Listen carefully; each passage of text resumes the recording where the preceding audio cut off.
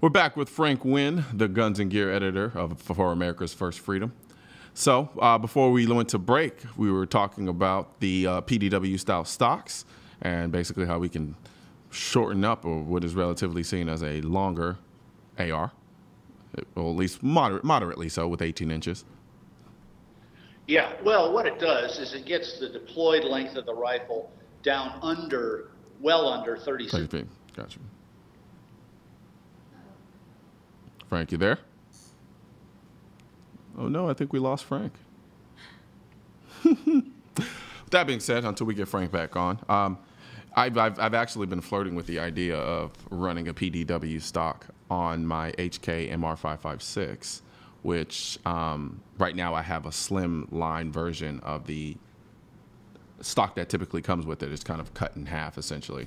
My experience with the PDW style stocks has been interesting. It's not. I don't think it's a stock that you would actually use and go out and shoot all day with. They're not the most comfortable stock. They are very kind of Spartan in the sense of the way that they're designed to be very minimal and allow you to really contract your gun size down to a point where it's more movable, so to speak. And that's one of the bigger issues that I deal with in terms of carrying a rifle in my truck. I like the idea of having an AR with me at all times, and in reality that can kind of be a little bit limiting considering you have to deal with the issues of keeping a gun in your car. And I try to keep a gun in my car at all times, but there's always that notion in the back of my mind like, man, what if somebody breaks into my car and somebody steals my gun? And you know, it's some people just do it anyway. Some people, I know there are different approaches to it. There are some people who get a relatively cheap, inexpensive gun, and that if somebody does break into their car and they steal it, no harm, no foul, in the sense of they didn't lose an expensive gun that they really loved. With that being said, well, Frank, we back? We're back. Oh, we're back. Okay, all right. I was just rambling on about keeping guns in cars and me liking to keep a rifle in my truck at all times. But go ahead. You know, I'm sorry I missed it because I have never heard you ramble. Normally, you make perfect sense. Well, thank you, Frank. Hey, you know, one other interesting thing about this, of course, and it's an important difference between setting a rifle up with a law type system versus the PDW, and in this case, it's Advantage PDW. Frank, you there? Run the rifle. Say that last. Law tactically, you really can't do that. We lost you for a little bit, so if you don't mind stating what you just said over again. No, that's fine. When we look at, you know, the advantages of a short rifle, and we're going to talk about another one here in a minute, but one of the things that goes Advantage PDW is that if I shorten this up, even that short, yeah, I can still run the rifle if I need to. It's a slight disadvantage to the law that you really can't shoot the rifle that way. I mean, in theory, you could get off one shot, but you wouldn't want to do that. Yeah. It's not designed for that. Gotcha. Because you'd have to recycle the whole action. So. That doesn't sound fun. But, yeah. Now, I'm looking at this rifle, and there seems to be something sitting on the front of the rail in front of the optic. You caught me. Yeah. You caught me. I've been experimenting with this upper. This is a very interesting device. You can see it sits in front of my optic here. This is a 4-power optic, which is actually pretty good for 5.56. It's hard to make good use of a lot more magnification unless you're shooting very heavy bullets. Yeah. But that's one of the things we like about the longer barrel is we can get a little more out of, and this is a 1 in 8 twist. I think I said this is a JP, 1 in 8 twist, so we can spin a 77 grain bullet very easily. That means we can shoot this rifle a little farther, but then our optic is giving us a little trouble. Well, there's a company called TACOM HQ that is making this clever little gadget right here. Now, what in the world, you know, can you see it there? Yeah. Is that actually doing to that optic? And you notice how big it is. Well, yeah. The reason it's big is that it's meant to fit in front of a wide range of optics. And of course, normally we could fold it down, keep it out of the way, or even take it off the gun. It has a quick Gotcha. detach here. the thing that is so slick about this gives you an 11.5 minute second zero. So basically, just by doing this, just by flipping up, you automatically have a different zero. A second, yeah, exactly right. So in other words, I don't have to adjust my scope at all.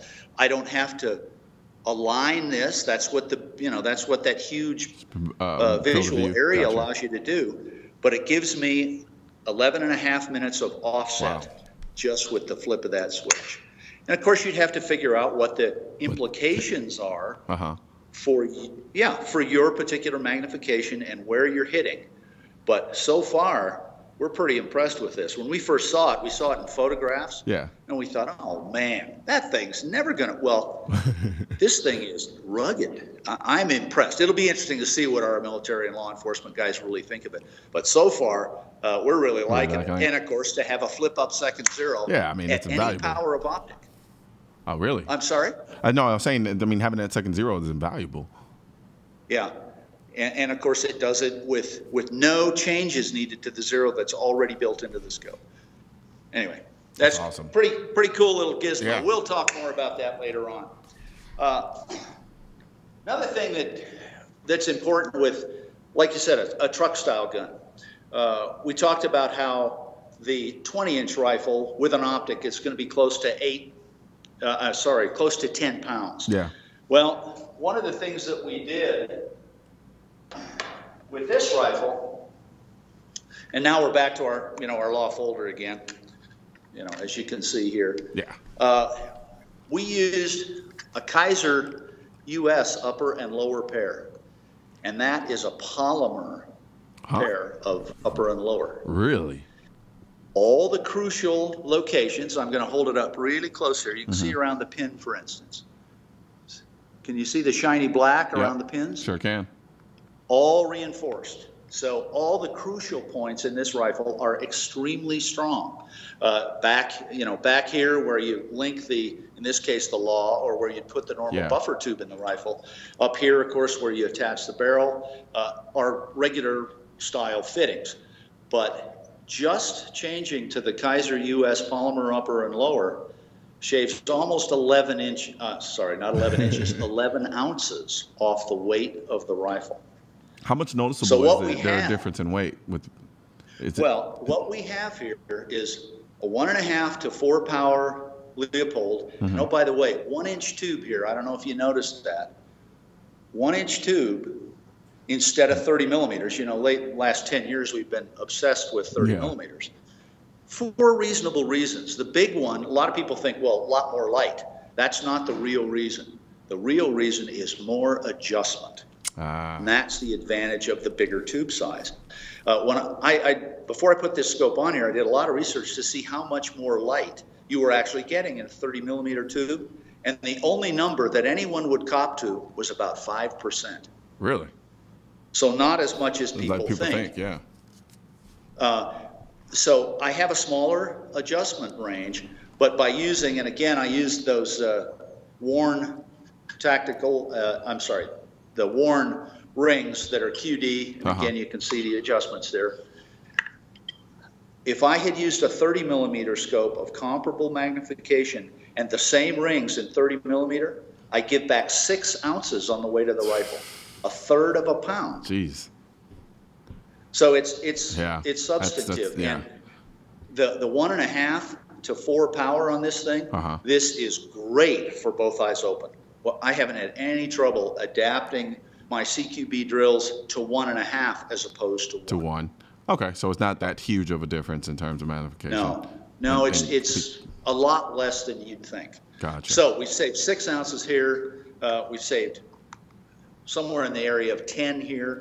What that allowed us to do in the end, and we actually have a set of rings coming from Warren, a different set of rings, which they recommended to us, that take another 3 ounces off the weight of the ring.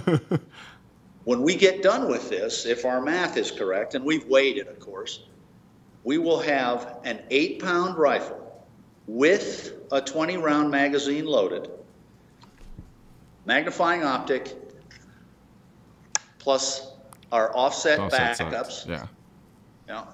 like you and I talked about, I think last time, offset backups in a rifle that will more than adequate, a really smooth running rifle because of that rifle length gas system, under 8 pounds. Can you argue with that?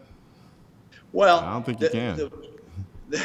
We sure are enjoying shooting this rifle, and maybe that's the icing on the cake.